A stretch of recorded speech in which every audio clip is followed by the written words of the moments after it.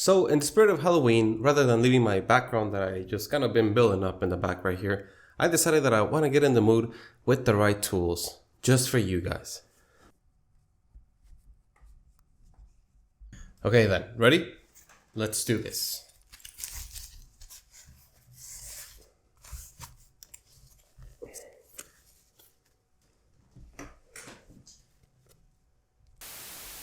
No.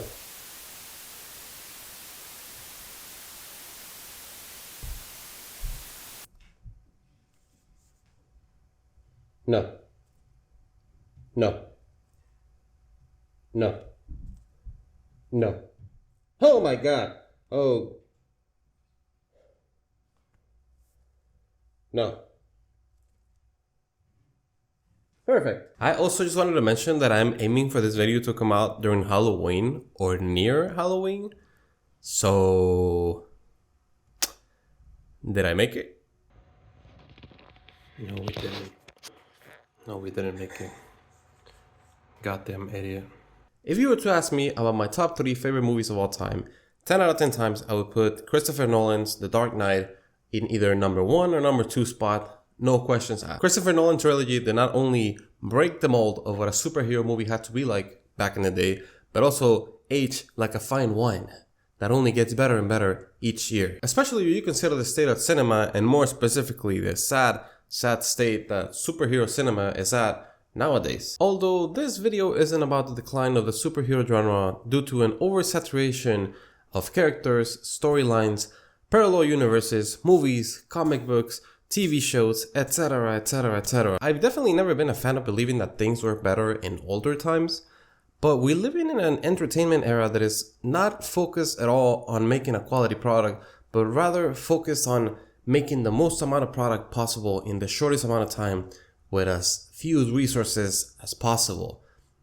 Companies are just pumping these babies out like there's no tomorrow, basically. Well, before you had movies such as the original Spider-Man trilogy, both Hulk movies, Batman's trilogy, X-Men, Constantine, Blade, and then a few bad outliers like Catwoman. Now you may find yourself unable to even get excited about a new movie, about your favorite character coming out, because, well, the last one came out 6 months ago. In the meantime, they made a TV show about the side character, and if you want to watch the new movie, then you need to watch all that before being able to catch up with whatever is going on in this movie. Even in the creative liberty side of things, I definitely don't see as many risk-taking movies nowadays, that even though they are following a trend of, let's say, superheroes in this case, they try to make an original movie without having to fall under the umbrella of these massive corporations like Marvel or DC. Jumper and Hancock are two of the movies that come to my mind when thinking about this the most often, because even though, you know, they don't follow under any umbrella and they definitely did not come out to the praise of the masses, they definitely have developed almost kind of like a cult following. And I don't know about you, but I definitely remember enjoying Hancock quite a bit when it first came out. And I still do whenever I watch it again. Anyway, coming back to Christopher Nolan's trilogy, I wanted to talk about one of my favorite quotes from the Batman trilogy. And I may even say my favorite quote from that trilogy, and also my favorite quote from pretty much any other superhero movie that I watched that I can remember. And it's also ironic because it doesn't even come from my favorite movie, which is Dark Knight, but rather the one after that, The Dark Knight Rises. Not only because you can see it deeply reflected on what I've just talked about, but also because I see it happening around my life quite often. And to be quite honest, I find myself thinking about this quote a lot. Not just in my previous life, but also in my current life and when thinking about my future life. The Dark Knight Rises tells us a story about a retired Batman coming out of retirement, expecting to find himself at the top of the ladder from the get-go, and although things go his way at the very beginning, he quickly learns that things aren't the same anymore, and that all it takes is a somewhat prepared crew of people to quickly put him in his place and almost his deathbed. Batman realizes that just because he's wearing a suit, that does not mean that his lack of effort did not catch up to him. It is just before this tough realization that he finds himself facing Bane. An individual who by all means had it much worse than Batman had it from the very beginning. The kid of a prisoner, raised by and amongst criminals, in the literal shadows in a pit forgotten by society, teaches Batman that as much as he would like to believe it, he does not know everything about a rough upbringing, about loneliness, about struggles and physical challenges. Okay, so while I'm working on this video, now that I'm actually editing it, I realized that this whole thing about being born in the shadows, etc., is actually about Talia al Ghul. However, I still believe that all these things still apply to Bane. So, anyway, moving. In short, he gives Batman the physical and mental challenge of a lifetime, making his punches look like soft tapping, breaking his mind, his back, and beating him to a pulp. And it is in this fight that Bane tells Batman the quote that I've been referring to.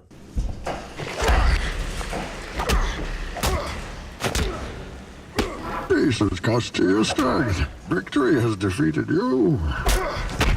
Now, let me tell you a quick story. Back when I was around middle school, maybe high school, I was in the football team.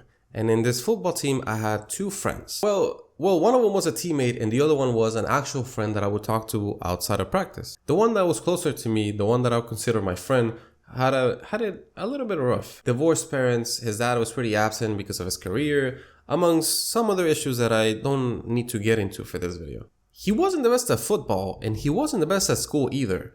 But one thing that you couldn't say about that guy was that he ever stopped trying to improve in whatever he was involved in. It can be either football, school, his personal life, whatever. He never stopped trying. And on the other hand, I had this teammate who, far from having a perfect life, he also had a bunch of personal challenges. But the one thing that he was really goddamn good at was, you guessed it,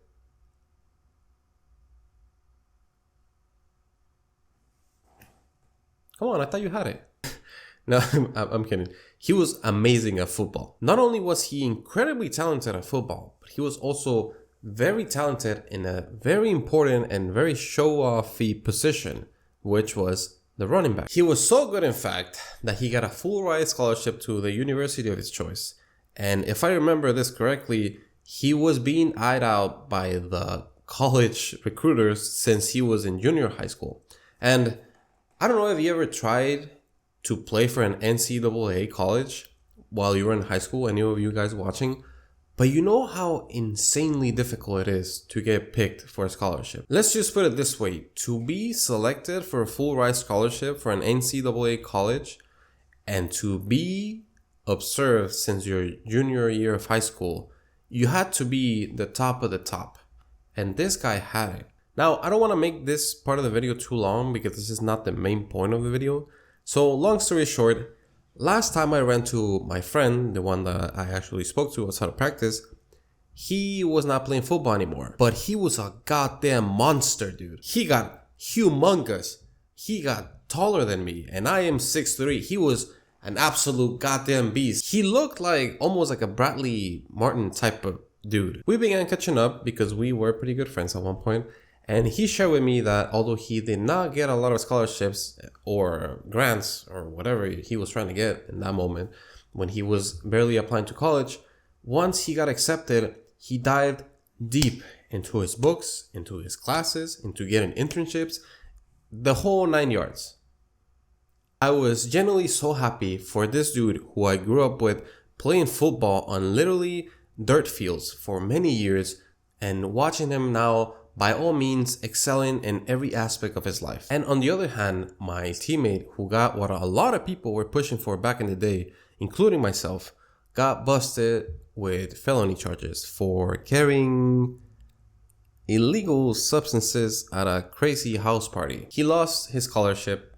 He didn't end up going to college.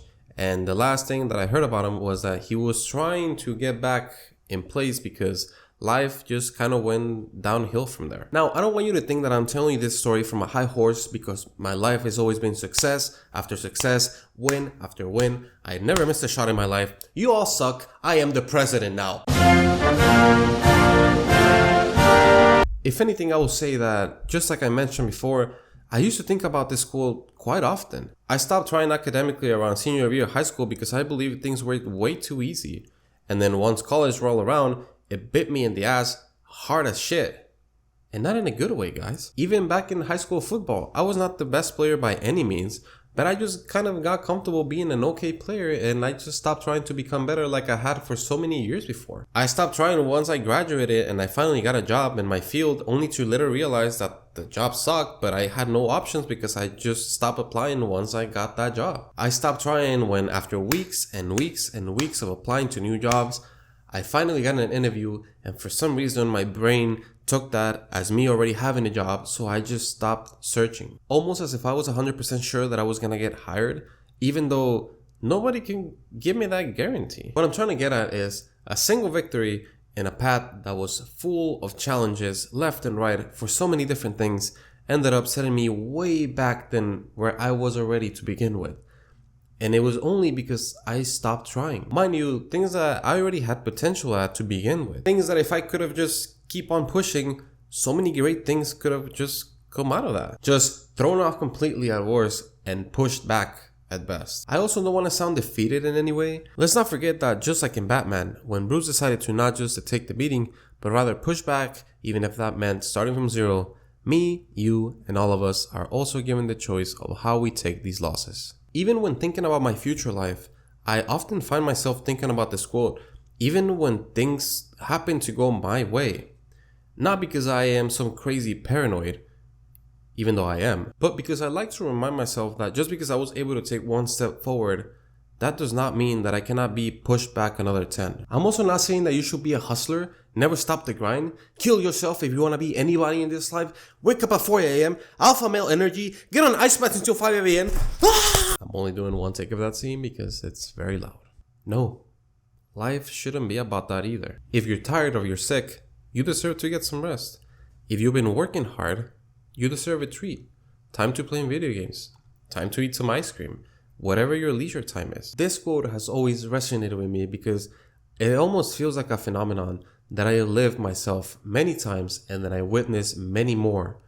Yet I had never heard it summarized as effectively as within this one scene. How many times have you taken things, individuals, positions, loved ones, moments, anything for granted, only to be filled with negative emotions once you realize that it's too late to pick up the pieces and build something out of it? Once you realize the victory has defeated you. Anyway, I don't want to make this video too long since I'm not trying to get philosophical or anything like that. I really just wanted to make a quick video about one of my favorite quotes from one of my favorite trilogies of all time, because it's not really in my favorite movie, but whatever, man. If you have any topics that you would like me to talk about, feel free to leave them in the comments down below, or alternatively, you can come to the streams and just type them in the chat. That'll be great. I generally try to take your ideas or opinions in mind when making these videos, so don't be shy. Leave a comment. Don't be shy. Leave a comment. But anyway, that's gonna be it for this video. If you like what you saw, please remember to like, comment, and subscribe. That actually, I hate when YouTubers say this, but it does help out a lot. So please, sir, may I have some more? Okay. I'll see you guys in the next one, okay? Bye-bye.